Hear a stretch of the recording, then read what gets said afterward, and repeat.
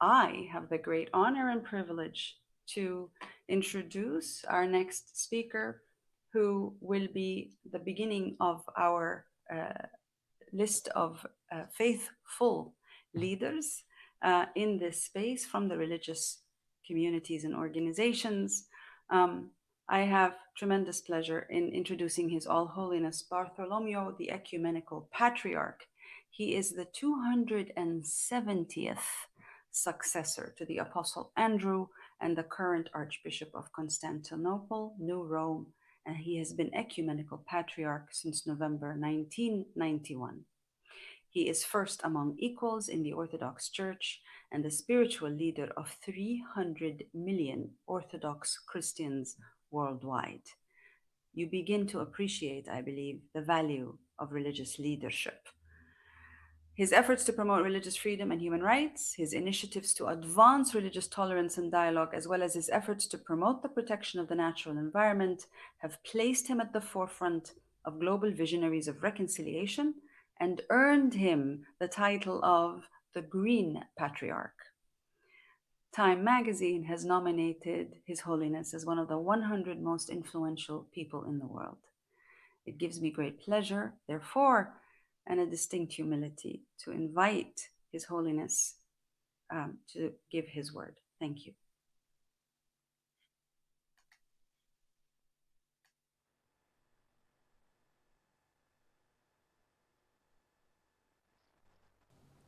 Your Excellency President Johansson of Iceland, Your Excellency Executive Director Anderson of the United Nations Environment Programme, distinguished religious, political and civic leaders, dear organizers and participants of this global session. It is a great personal joy to participate in the opening of this groundbreaking event of the Iceland Global Hub for the Faith for Nature Conference in support of the United Nations Sustainable Development Goals.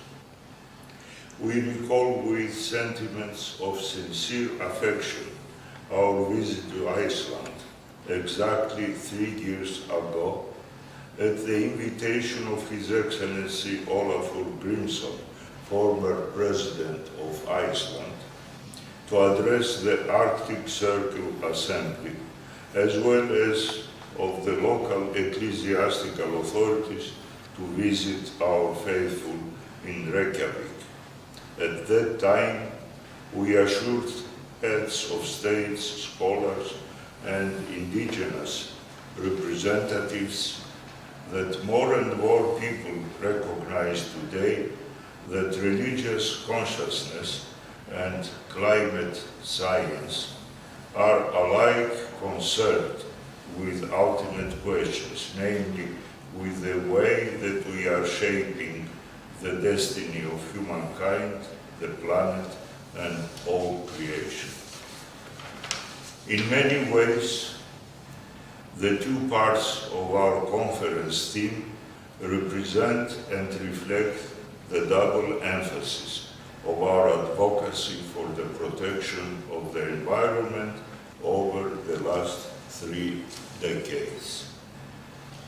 On the one hand, our vision and conviction have compelled us to highlight the deeper source of the ecological crisis as a primarily and predominantly spiritual issue.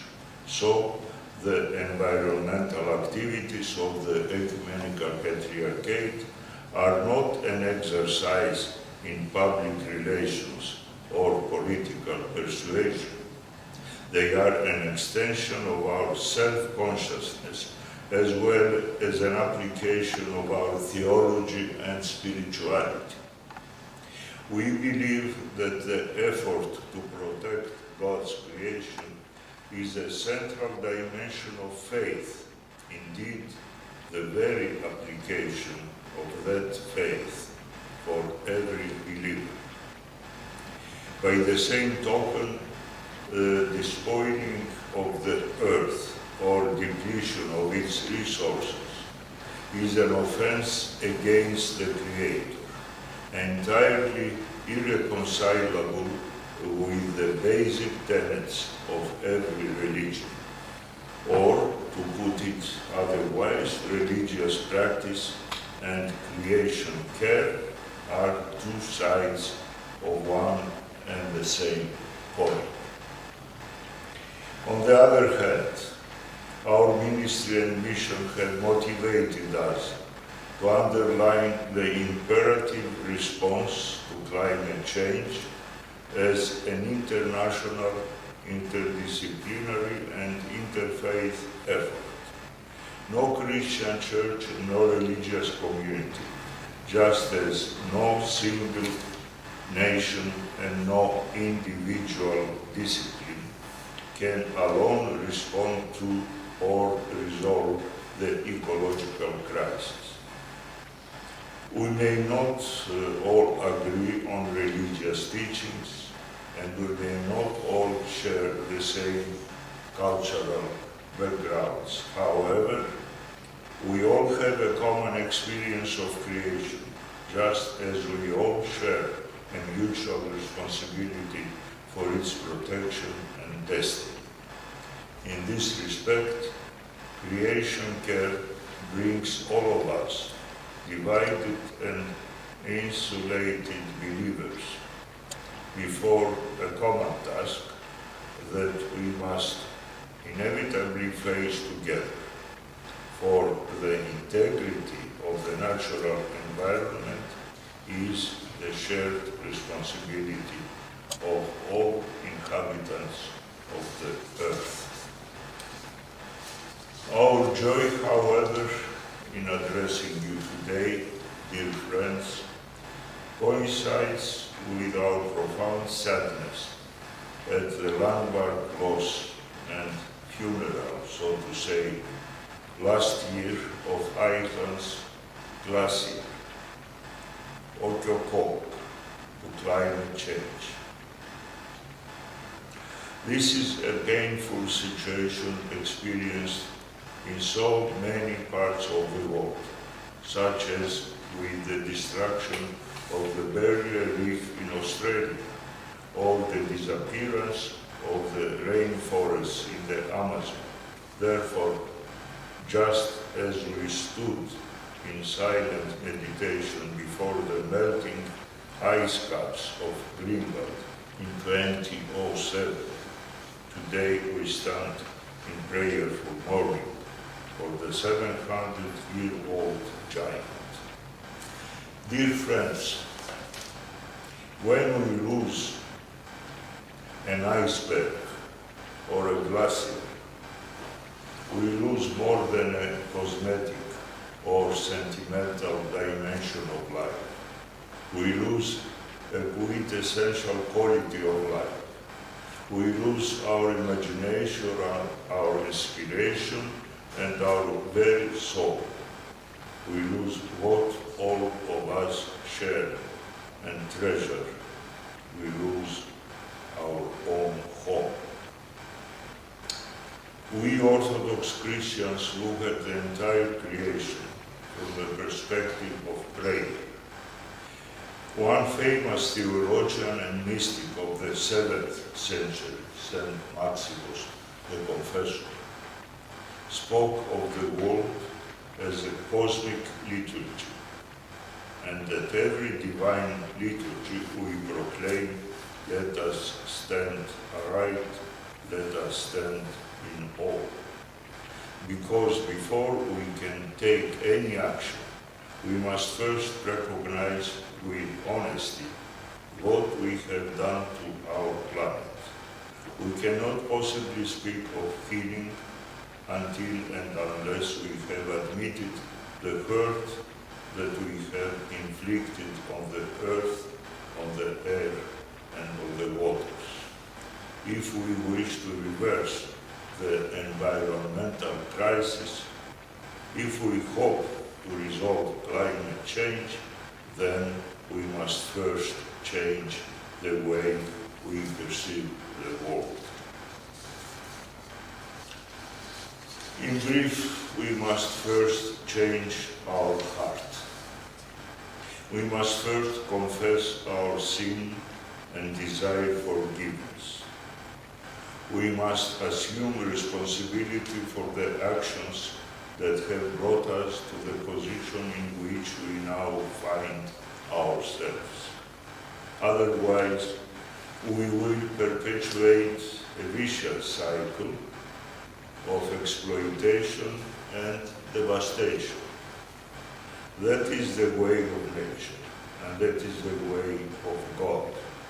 It is what another early saint, Ambrose of Milan, once said: "None of the possessions of the earth, neither the sky nor the air, nor even the sea, can be claimed for the use of the wealthy few." All of this reminds us of yet another essential dimension of creation care, namely the importance of listening and responding to the poor. The scriptures underline that the time will come when we are obliged to face the consequences of our actions. They remind us that of the day of judgment, we will not be asked about our success and prosperity, but about our response to suffering and poverty. Therefore, we must assume responsibility for the consequences of our actions on nature, but also on the poor. Our global systems and markets are based on exploitation and exclusion.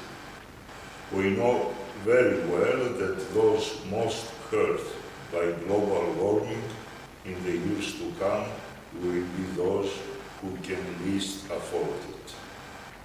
Our reckless consumption of the Earth's resources, energy, water, and forests, threatens us with irreversible climate change. By burning more fuel than we need in an overpopulated city, we may contribute to droughts or floods thousands of miles away. Fellow stewards of God's creation, to restore the planet, we need a spiritual worldview, which is accompanied by a spirit of humility and simplicity. In order to direct our focus away from what we want to what the planet needs, we must constantly be aware of the impact of our actions on creation. Moreover, we must consistently work together as faith communities in order to motivate every believer and every person of goodwill to respect and protect God's priceless creation. Finally, we must consciously be prepared to abandon our self-centered ways for the sake of our vulnerable brothers and sisters, as well as for the sake of future generations. Let that process begin with us, and let it begin today. Thank you for your kind attention.